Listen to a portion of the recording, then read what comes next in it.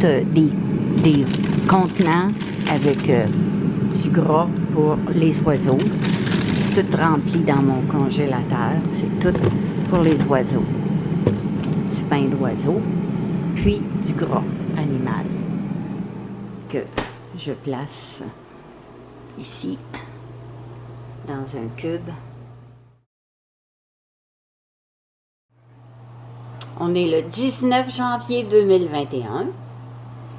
Là, on voit un Mésangeai du Canada.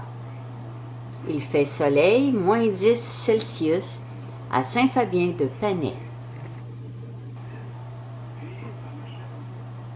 Là, il grignote sur un bloc de mon mélange de pain d'oiseau.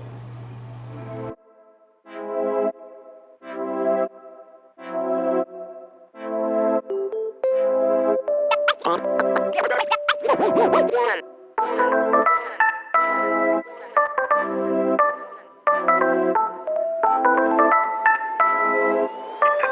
up.